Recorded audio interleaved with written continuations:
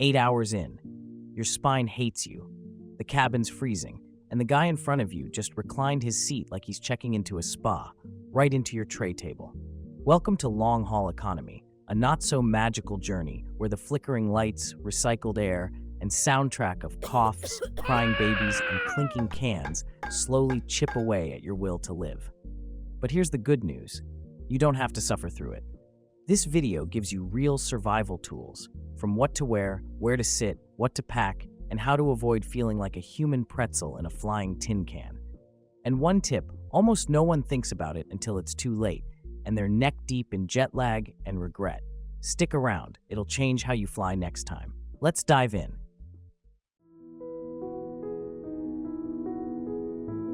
Let me guess, you skipped breakfast, sprinted through the terminal, finally made it to your seat, starving, and then you realize the first meal won't be served for another 5 hours. When it does show up, it's mystery chicken, floating in some kind of sauce with a side of disappointment. Here's the deal. Airplane food is mostly a gamble, and usually not a lucky one. It's overly salty, oddly timed, and processed within an inch of its life, sometimes showing up just as you were about to drift off.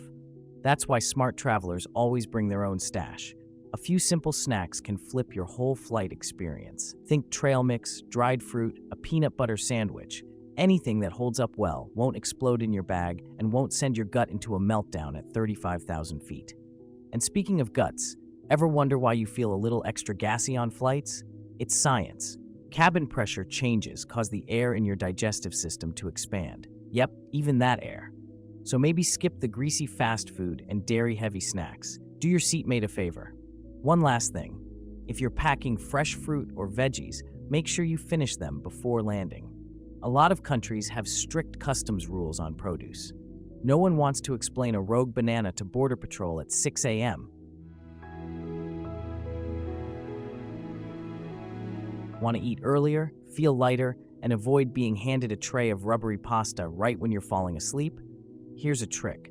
Pre-order a vegetarian or vegan meal when you book your flight. Most airlines serve special meals first, regardless of where you're sitting. So while everyone else is still watching the food cart crawl its way down the aisle, you're already eating and settling in and not hangry. Sure, early service is nice, but here's the real win. Veggie meals are lighter, easier on your stomach, and less sodium-packed than the usual stuff. And when you're stuck in dry cabin air for 10 hours straight, that matters. Heavy meals drag you down. Lighter ones help you breathe easier, settle in, maybe even sleep. You'll also land feeling a little more refreshed, a little less bloated, and way less dehydrated. So even if you're not the salad everyday type, ordering that veggie meal on board, absolutely worth it. You've got a mountain of airline miles just sitting there waiting for that someday trip to Greece. But here's a thought. What if you cash them in now? To survive the 14 hours you're actually dreading this week? Upgrading to first class might be a stretch, but premium economy? That's within reach, and it makes a massive difference. More legroom, a deeper seat recline, a quieter cabin, sometimes even real silverware if you're lucky. And more importantly, you step off the plane feeling like a human, not like you just spent the night folded in half next to the lav. A lot of travelers hoard their miles like they're saving for the apocalypse, but spending them to avoid turning into a cranky zombie at baggage claim, that's a much better ROI. So check your balance, click the upgrade button. Your future self will high-five you at landing.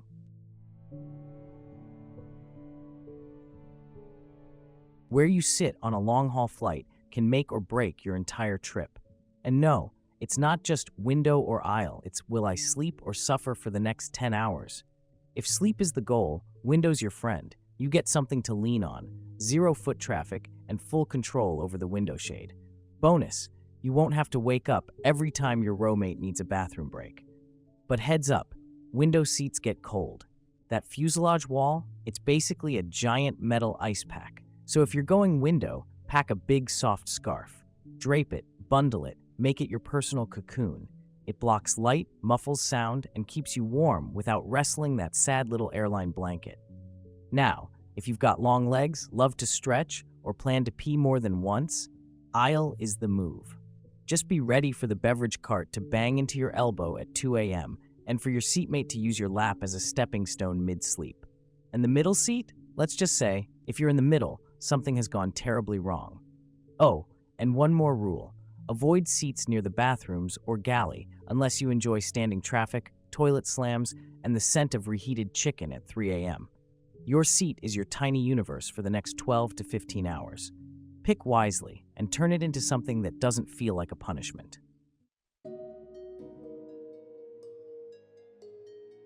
Flying long haul in economy?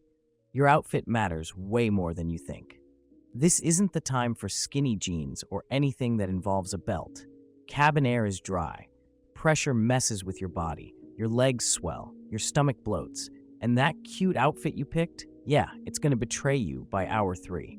What actually works? Soft joggers, breathable t-shirt, a hoodie or zip-up that you can take off without dislocating a shoulder. Layers are key, because the temperature in that cabin can swing from meat locker to sauna in under 30 minutes. And bring socks, real ones, thick, clean, cozy socks. Not just for warmth, but because you will want to kick off your shoes. Just don't be the barefoot in the cabin person. Ever. Pro tip, bring a fresh outfit in your personal item, even if you're not connecting. Nothing hits quite like changing into clean clothes after 12 hours in recycled air. You feel human again. Alert, ready to face customs or at least the Starbucks line at arrivals. Dress for a red eye like you dress for a lazy Sunday at home, but one where the couch moves and you might be interrogated by TSA.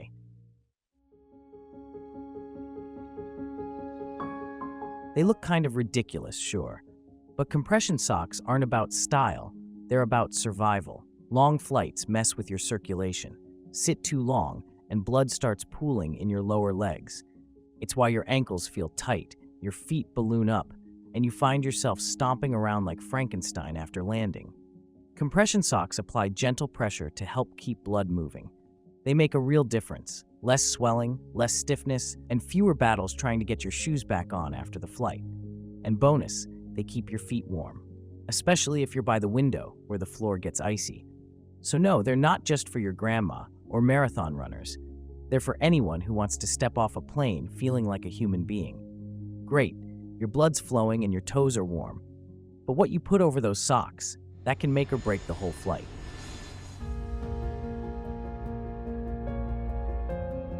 Packing for a long haul?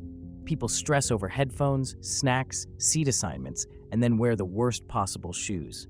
Here's what your feet are going to do at 35,000 feet. Swell. It's not personal. It's pressure, dry air, and lack of movement. And that perfect pair of snug sneakers, by hour 6, they'll feel like foot prisons. You want something soft, forgiving, slip-ons, stretchy, easy to take off and put back on without a wrestling match in the aisle. Bonus points if they make TSA a breeze, not a strip show. And please, bring socks, real ones. Thick, cozy, intact. Because you do not want to be barefoot on a freezing cabin floor, or worse, in the plane bathroom. That's not water. Let's leave it at that. Pro tip? Toss a pair of soft indoor slippers in your personal item. They take no space, feel amazing mid-flight, and make stretching or bathroom breaks much more civilized. Just remember to swap back before landing, unless you enjoy making your airport entrance in fluffy penguin slippers.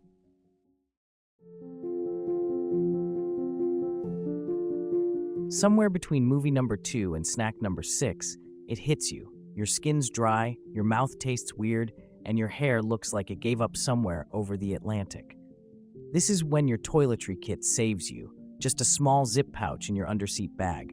Toothbrush, travel toothpaste, lip balm, face wipes, deodorant, maybe even a little hand cream if you're feeling fancy. You don't need a full skincare routine, just the basics to feel human again. Use it mid-flight or right before landing. Either way, that 5-minute refresh is a game changer. It clears your head, perks you up, and makes you way less zombie-like when you step off the plane. Pro move, throw in a clean pair of underwear and socks. If your checked bag goes missing, at least you're not stranded in airport purgatory with airplane breath and yesterday's underwear. And if you wear contact lenses, bring your glasses. Cabin air is basically the Sahara. Your contacts will dry out halfway to Tokyo. Spare yourself the pain. Trust us, your future self, exiting the jet bridge feeling half decent, will be very, very grateful you packed that kit.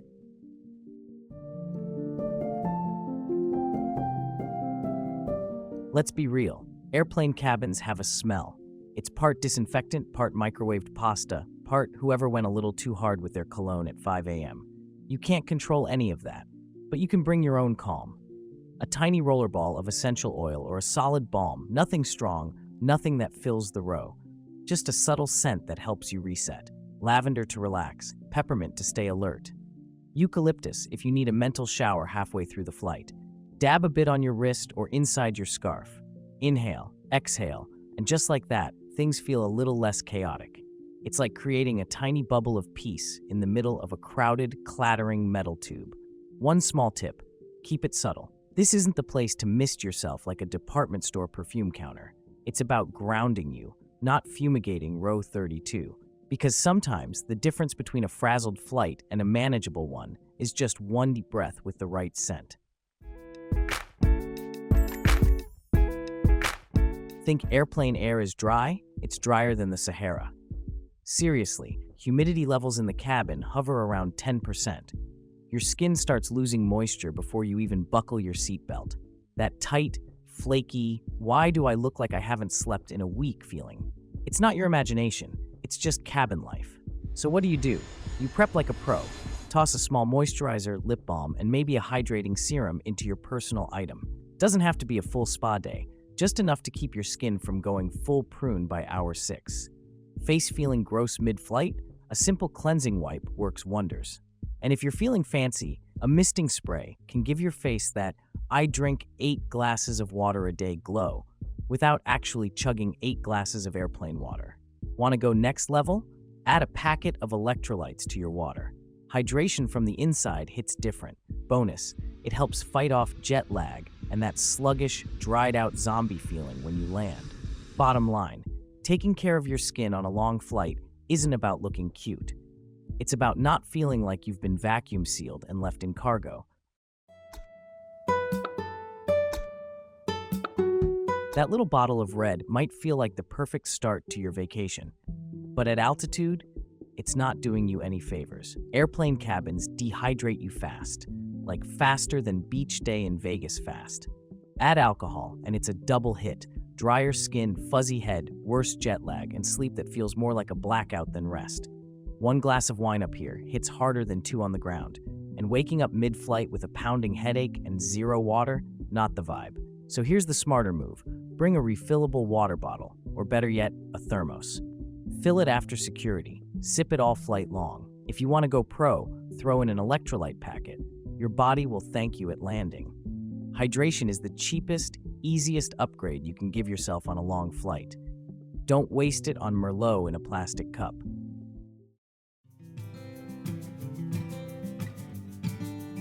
Long-haul flights mess with your brain. 1 minute it's 2 a.m. breakfast, the next the lights are out at noon, and you're questioning whether it's still the same week. If you don't manage time, time will manage you, and not kindly. The move? Set your watch or phone to your destination's time zone the moment you board, even before takeoff. This isn't just a psychological trick, it actually helps your body start adjusting its rhythm. If it's nighttime where you're going, wind down, dim your screen, skip the movie, try to sleep, even if your body says it's party o'clock. If it's morning, stay up, move around, hydrate, act like it's already tomorrow. Pro tip, break the flight into chunks. Stand, stretch, drink water every couple hours. These little resets help your body adjust and stop you from spiraling into that what day is it jet lag fog. And when you land, don't nap, don't rest for just 20 minutes. Get sunlight, move your body, stay up until bedtime at your destination. That's the fastest way to reset your clock and avoid feeling like a sleep-deprived cryptid wandering the arrivals hall. Jet lag hits hardest when you let the flight set the pace. Stay one step ahead. You board thinking you'll sleep the whole way, or binge a few movies, but by hour 4, you're stuck, wide awake, snack stash gone, and wishing you'd planned better. Pro tip, don't rely on the seatback screen. Some airlines don't have them. Some require an app you forgot to install. And sometimes, your screen just freezes mid-movie and stares back at you like, good luck. So before you leave home, load up your own arsenal. A few downloaded episodes of your favorite show, a comfort movie, a couple of podcasts, Maybe that audiobook you've been ignoring for 6 months. Low-effort, offline entertainment is your secret weapon against that brutal middle stretch when everyone's restless and time seems to stop moving. Also, bring a book or a Kindle or a puzzle app that doesn't need Wi-Fi. Just something. Because nothing makes a long flight feel longer than staring at the fasten seatbelt sign and wishing you'd packed a single distraction. Don't let the altitude get boring. Bring your own fun. You've got the neck pillow, the eye mask, the headphones. You're ready and still wide awake. Here's the truth. Most of the stuff people buy for better sleep on planes doesn't work unless you use it right. Neck pillows? Most folks wear them backwards. Flip it. The thick part goes under your chin, so your head doesn't fall forward like a bobblehead every time you start to doze. That free pillow the airline gives you? Don't use it for your head. Tuck it behind your lower back for lumbar support. Instantly less slouchy, instantly more sleepable. And if your seat has those adjustable side wings, fold them in. It's not perfect, but it helps cradle your head just enough to stop the neck spasms. Still struggling? Try a wraparound pillow. Not the U-shape, but the kind that loops like a scarf and supports from all sides. Looks weird. Works like magic. Last tip? Buckle your seatbelt over your blanket or hoodie, not under. That way, the flight attendant can check it without waking you up mid-dream. Nothing kills a nap faster than a tap on the shoulder and a flashlight in your face. Airplane sleep isn't about luxury. It's about hacking the tools you've got so your body believes, just for a little while, that this seat is a bed.